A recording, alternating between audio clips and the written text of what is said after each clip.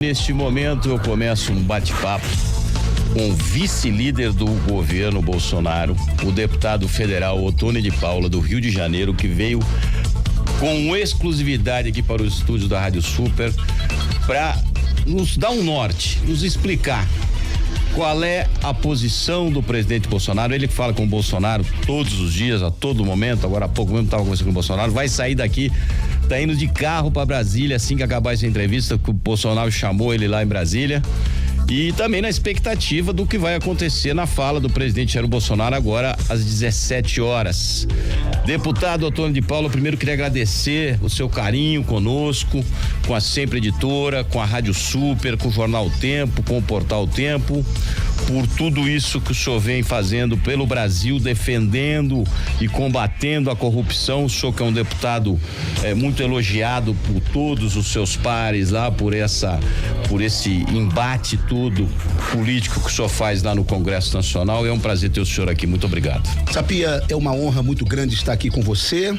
Já há algum tempo eu já venho acompanhando o seu trabalho, né? Que não se prende aqui a Minas Gerais, mas graças à nossa rede social ele já alcança todo o Brasil, e é uma honra muito grande estar aqui. Quero saudar aos seus ouvintes da nossa querida Super e que Deus abençoe a todos nós. Amém.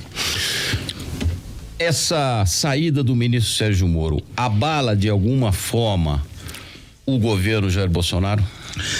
Sapia, eu entendo o seguinte, existem mais coisas entre o céu e a terra que imagine a nossa vã filosofia. O jogo do poder é muito pesado e ele não admite amadores. E ele não admite apaixonados que não conseguem raciocinar, não é? A direita do Brasil, ela é ainda muito nova, ela ainda engatinha, né? E por ela ser muito nova, ela ainda é uma direita que vive de sonhos, que vive de utopias. E o fato dela viver de sonhos e de utopias faz com que ela crie um mundo na cabeça dela que beira mais Alice no País das Maravilhas. Olha, e eu sou de direita, eu sou Bolsonaro e eu sou conservador, mas nesse momento eu preciso fazer uma crítica aos meus amigos de direita, não é? Que entenderam que seria possível Bolsonaro atravessar 4 anos de mandato, não é? Sem ter que fazer ajustes que eu não queria, ajustes que com certeza ele não desejaria, mas é preciso fazer. O presidente Bolsonaro, ele, apesar de ser um grande estrategista, e eu conheço poucos que conseguem ter a cabeça estrategista como ele tem, mas o presidente Bolsonaro, como ser humano que é, comete erros, não é? E qual é o erro? O erro foi a demissão de Moro? Não, porque primeiro o Bolsonaro nunca demitiu Moro. Ele não foi demitido, ele pediu pra sair. Moro saiu por conta própria, não é?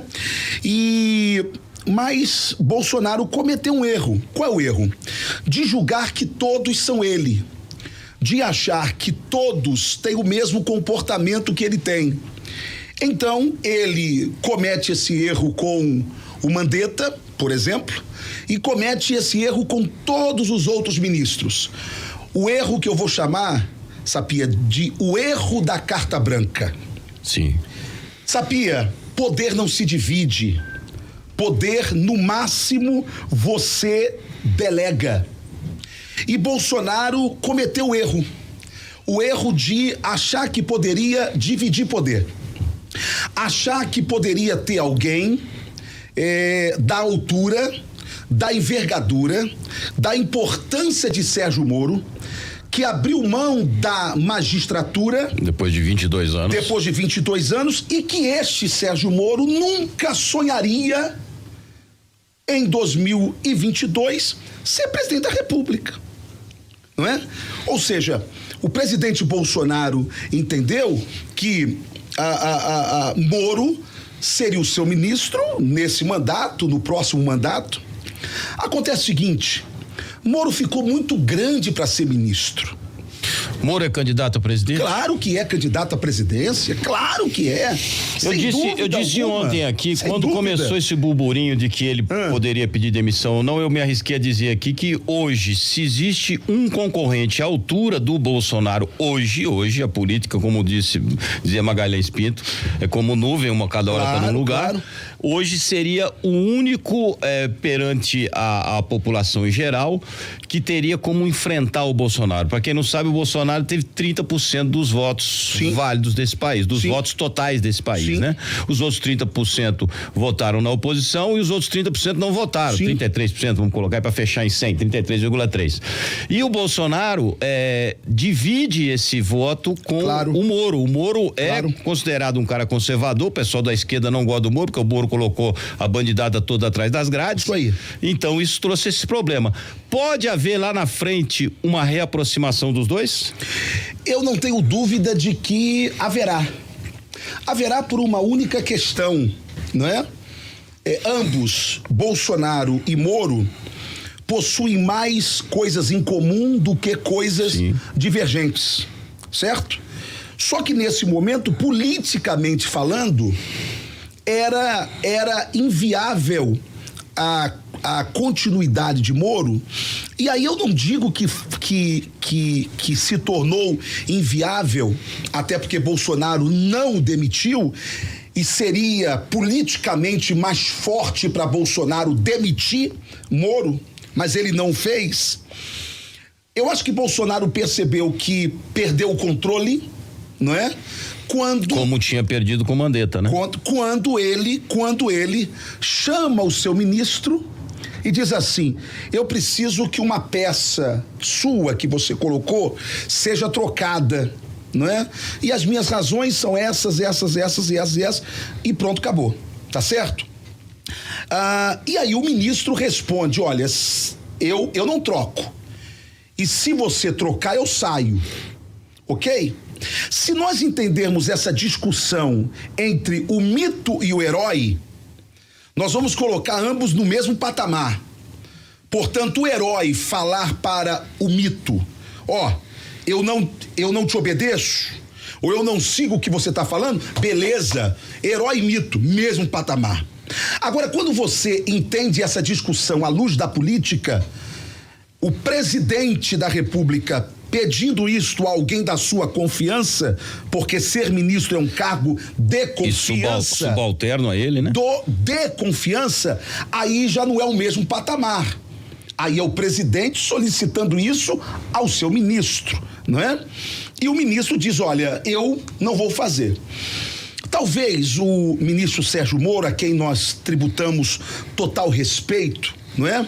Aliás, hoje não há quem não respeite Moro. Até a esquerda finge que o ama. Até a esquerda finge que o respeita. E daqui pra frente você vai ver talvez Lula elogiando Moro. Por quê? É aquela máxima: inimigo do meu inimigo, meu amigo se tornou. Eu já vi vários aqui já. Meu amigo se elogiando. Tornou. E tem mais ainda. Estranhamente o ministro. O governador do seu estado já o convidou, inclusive, para ser secretário. Não, estranhamente o ministro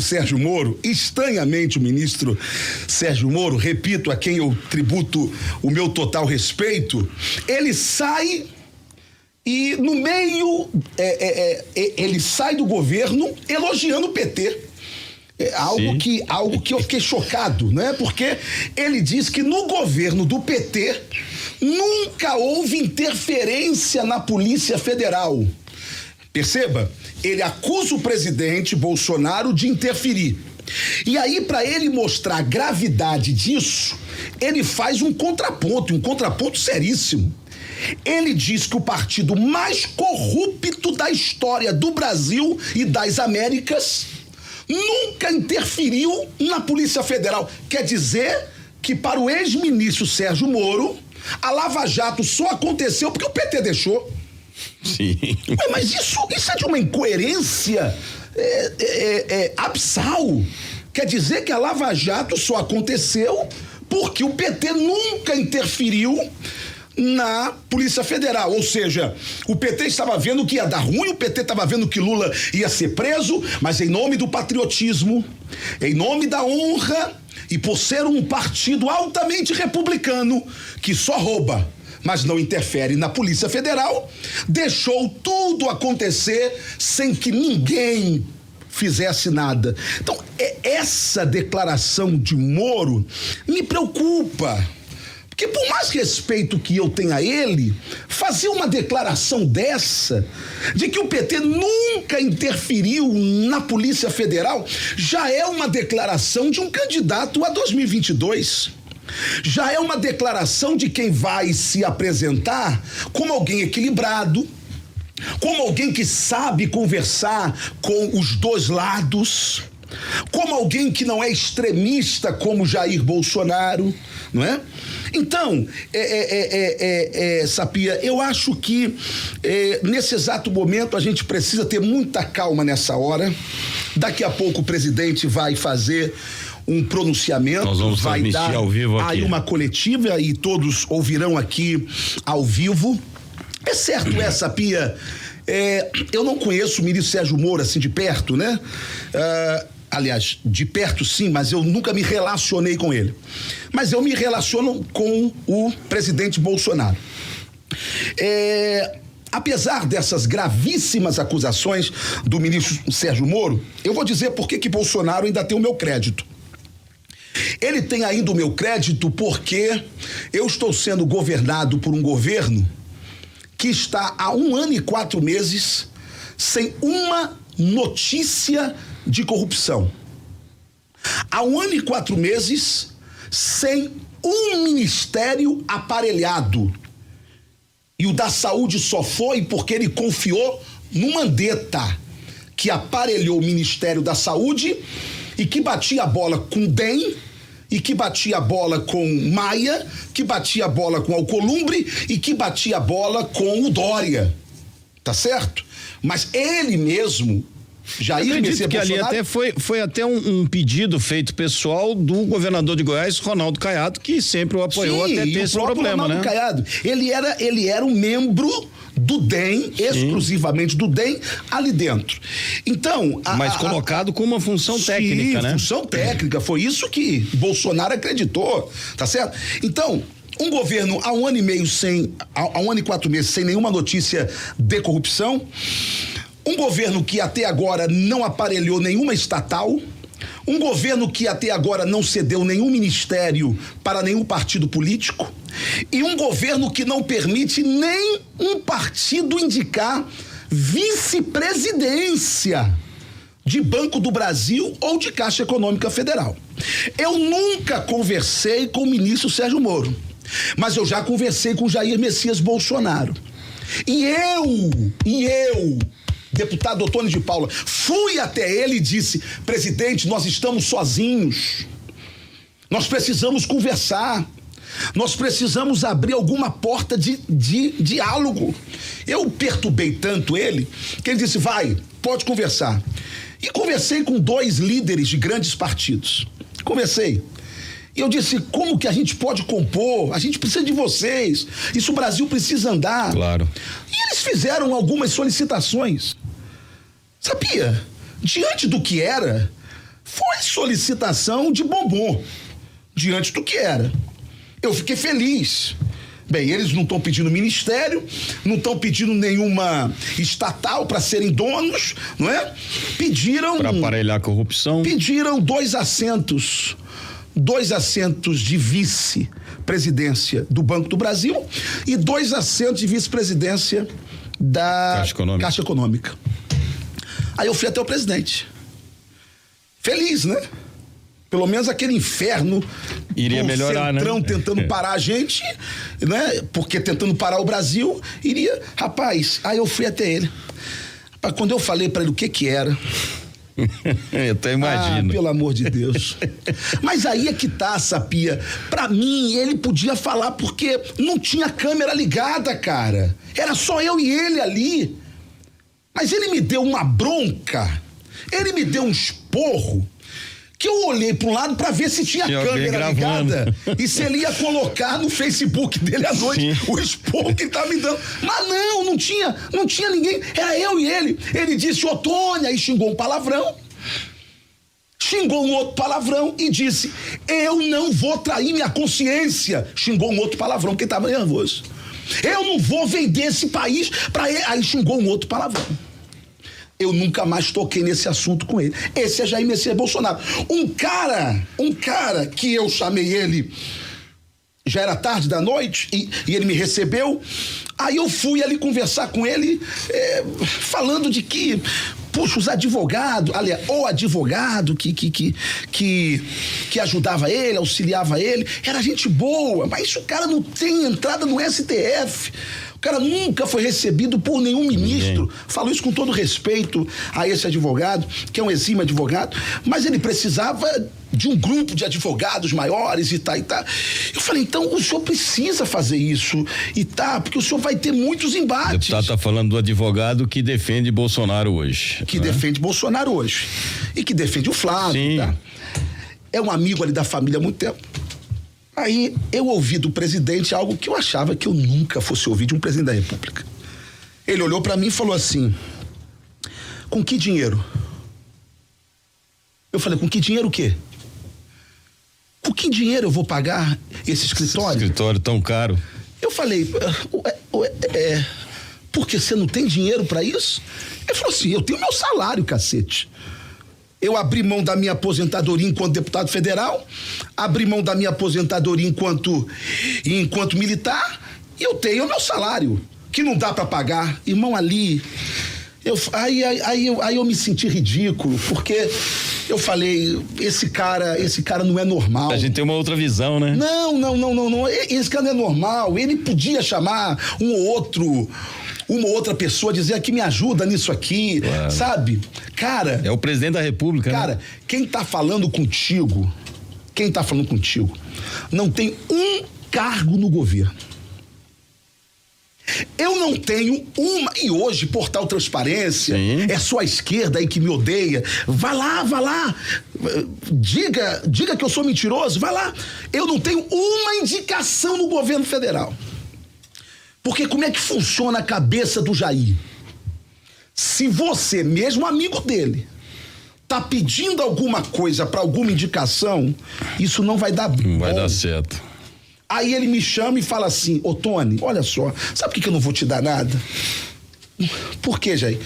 Eu não vou te dar nada, porque amanhã o cara que você indicou faz uma cagada, isso bate no seu nome e vem pro meu. Com certeza. Cara, a gente tá botando a nossa digital. Deputado Otônio de Paula, vice-líder do governo Bolsonaro, nessa entrevista exclusiva aqui para a Rádio Super, Portal Tempo, Jornais Super e o Tempo, eu queria saber do senhor o seguinte, o senhor tem esse relacionamento com o presidente Jair Bolsonaro também com os 3 filhos dele? Eu tenho uma... não esse relacionamento no nível que eu tenho com o presidente, mas um bom relacionamento com os 3. Eu fui amigo do Carlos Bolsonaro quando eu era vereador. Desmistifica um pouco essa questão do Carlos Bolsonaro, que muita gente o vê como até o presidente o apelidou de Pitbull, né? Sim. Brinca que é o Pitbull e tal. Ele tem essa coisa mesmo, porque ficam falando tanto mimimi, tanta conversa fiada, tanta não sei o que, porque ele é o gabinete do ódio, porque ele é isso, porque ele é aquilo, ele que tuita pro presidente. Desmistifica um pouco, quem é Carlos Bolsonaro? Carlos Bolsonaro, ele é um patriota que tem o pai como um herói e que entende que o pai precisa cumprir 100% do que disse ao povo brasileiro. Se um dia o presidente Jair Bolsonaro precisar de um filho que contemporize a situação numa eventual conversa política com alguém do centrão, da esquerda, esse filho não é o Carlos. O Carlos, ele é radical nos seus princípios e valores. Tem gente que é maleável. Carlos não é. Então esse é o Carlos Bolsonaro. Gabinete do ódio, primeiro que não existe. O que existe são movimentos ligados ao presidente Bolsonaro. Apoiadores do Bolsonaro. Apoiadores que pegam todas as mentiras construídas por A, B ou C e as descortina para a opinião pública. Você sabe que o que eu mais ouço lá da esquerda, lá no Congresso, lá na Câmara, é isso. Esse é um governo do ódio. Olha, quem mais celebrou ódio nesse país foi a esquerda, não é? Ódio à religião, ódio à família, ódio aos nossos valores patrióticos. Quem mais quebrou o patrimônio público foi o PT. Quem mais fez fake news nesse país foi o PT, foi a esquerda. Mas eles têm aquela máxima, né?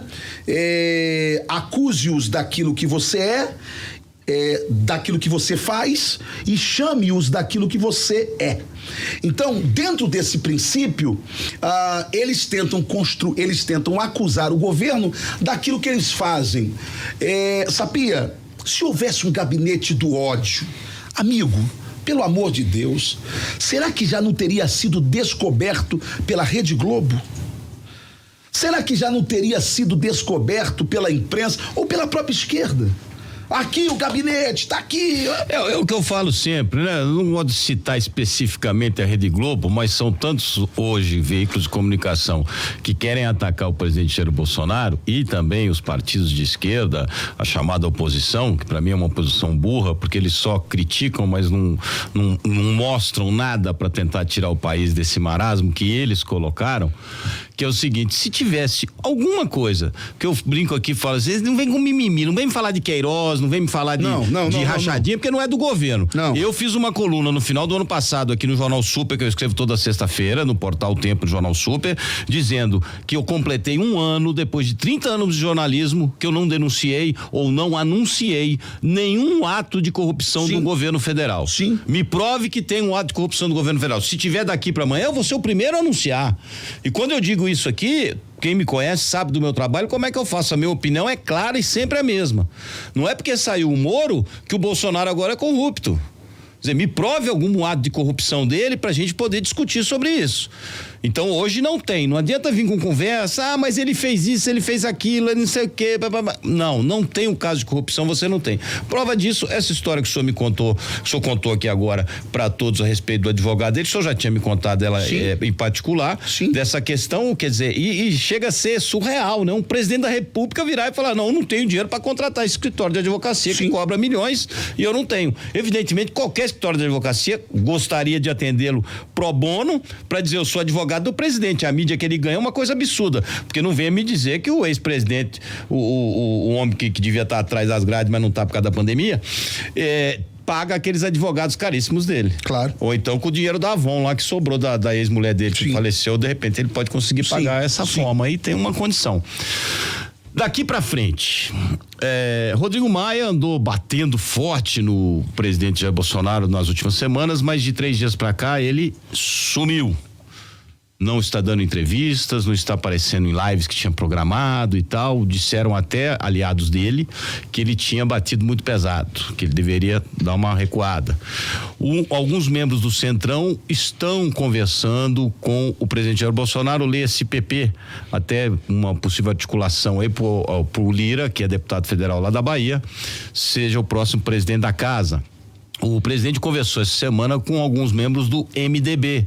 A gente sabe que esses membros do MDB, o Baleia Rossi como presidente, os que foram participar da reunião, já eram contra o Moro. De repente pode ter sido esse pedido aí do MDB, você tira o Moro ou dá um jeito de tirar, e o presidente achou uma forma estratégia de tirar, não sei. Teria uma conversa programada para hoje, se não me falha a memória, não sei se ocorreu em função dessa demissão do Moro, com o prefeito de Salvador, ACM Neto, que é o presidente do DEM. essa reaproximação do presidente, você acredita que acabando essa pandemia no segundo semestre, a Câmara dos Deputados vai deixar o presidente trabalhar? Primeiro que eu não vi nenhuma reaproximação, ok? E eu tô sendo sincero, eu vi, foram realmente notícias, não é? De que houve reunião, mas reunião por reunião é até muito natural e muito saudável na política. Claro. Ainda que você esteja lidando com algumas pessoas que não tenham os seus valores, mas isso é da República. Agora, o que nós precisamos compreender,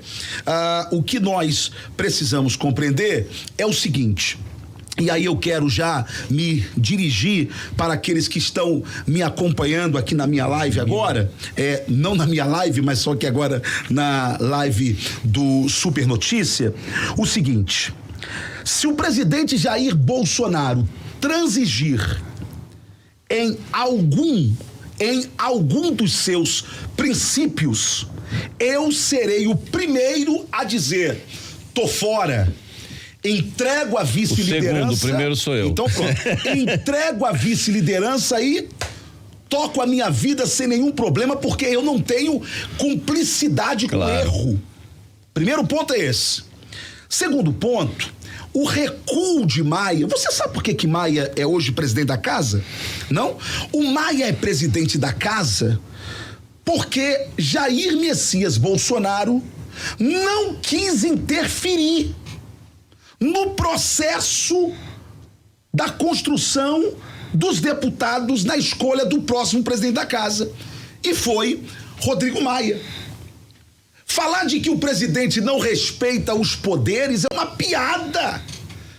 O presidente podia ter interferido na escolha e o escolhido não seria Rodrigo Maia. Agora, falar que Maia recuou agora nesses últimos 3 dias, é claro que ele ia recuar. Faz parte do projeto do grande golpe que estão preparando contra o presidente Bolsonaro. Um grande golpe contra o presidente, que só faltava uma peça nesse tabuleiro para ser movida. E a peça foi movida hoje. O ministro Sérgio Moro. Tira Moro que você tira o escudo de Bolsonaro. Aí você vai dizer, mas por que Moro saiu? Moro saiu porque viu corrupção no governo? Não. Moro saiu porque Bolsonaro acuou? Não. Moro saiu porque ficou insatisfeito com o pedido do presidente em mover uma peça que ele gostaria que continuasse. Porque Moro entendeu que carta branca seria cheque em branco assinado pelo presidente e que ele poderia colocar qualquer valor. Aí eu não vou entrar nessa discussão sobre o entendimento de Moro do que é carta branca ou não. Porque o presidente errou em dar carta branca. Porque quando ele dá carta branca, ele divide o poder. Repito, divide o poder com alguém que daqui a 2 anos vai ser candidato a presidente da República, sim. E a campanha de Moro começou hoje, não é? Então, é muito importante que as pessoas compreendam que há um processo contra o presidente. Hoje esse processo pegou uma grande velocidade. Bem, nós teremos 2 cenários. Primeiro, a abertura do processo de impeachment será feita. Isto é inevitável. Vai abrir? Vai abrir. Resta saber se Mourão está no grande acordão ou se ele está fora. Se ele tiver, o processo de impeachment já abre imediatamente. Corre-se 120 dias, derruba Bolsonaro, Mourão assume. Ainda esse ano, porque é isso que diz a Constituição. Sim. Se Mourão não estiver no acordo, eles vão jogar o impeachment lá pro final do ano.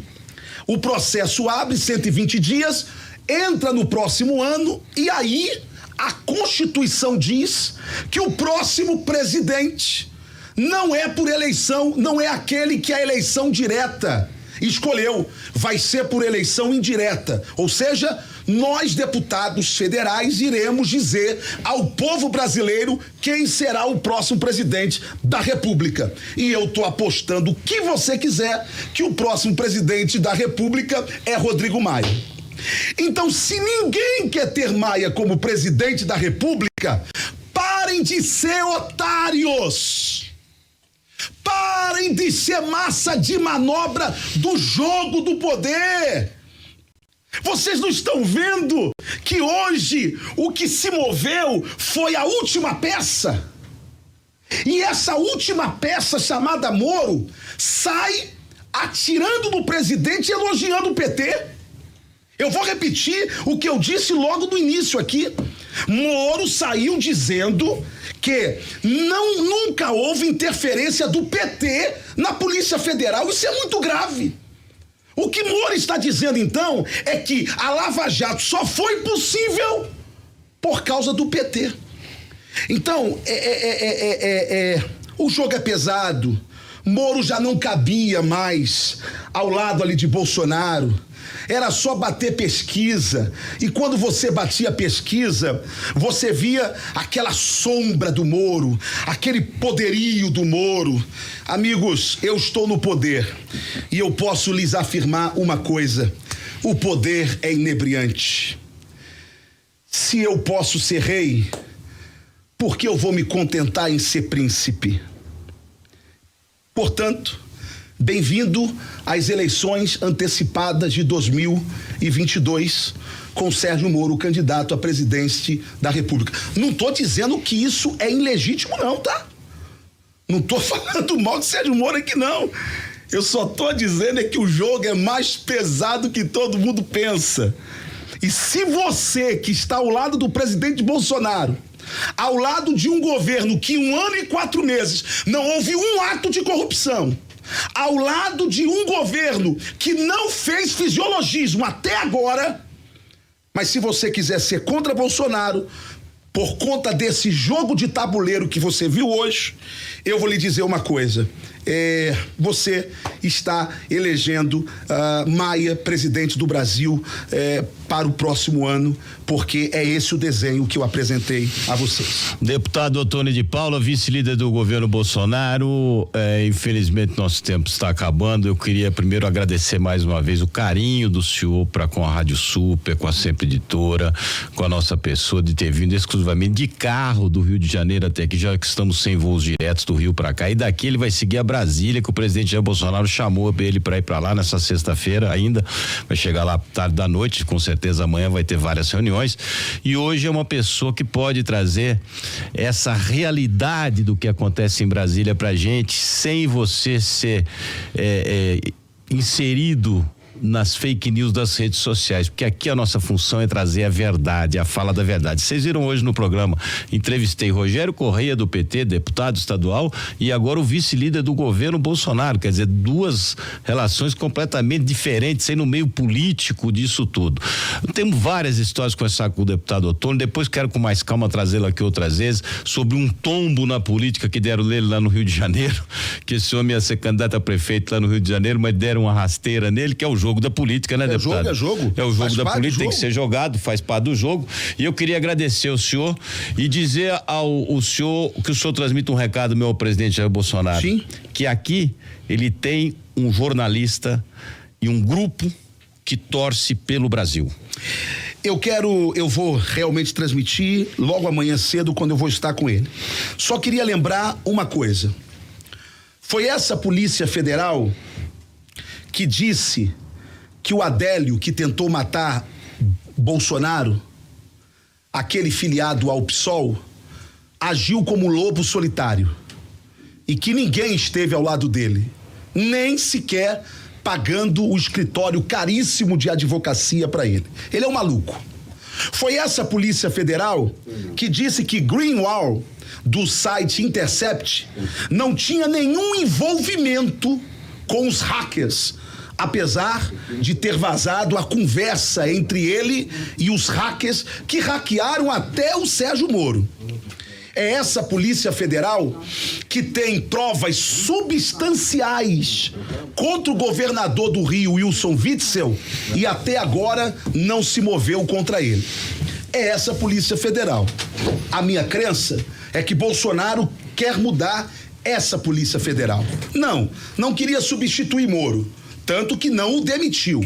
Mas Moro entendeu que ele deveria sair para jogar esse jogo individual e sozinho. Então não se esqueça, Moro, candidato à presidência em 2022. Muito obrigado, deputado Daniel Ottoni. Lembrando que dentro de instantes, já estou vendo aqui já tudo sendo preparado, a fala do presidente Jair Bolsonaro para toda a nação, e você vai acompanhar aqui pela Rádio Super ao vivo. Se você acompanhar pelo Facebook, não saia do Facebook, nós vamos transmitir toda a fala do presidente Jair Bolsonaro. Quero agradecer mais uma vez sua participação aqui. Muito obrigado pelo carinho, deputado.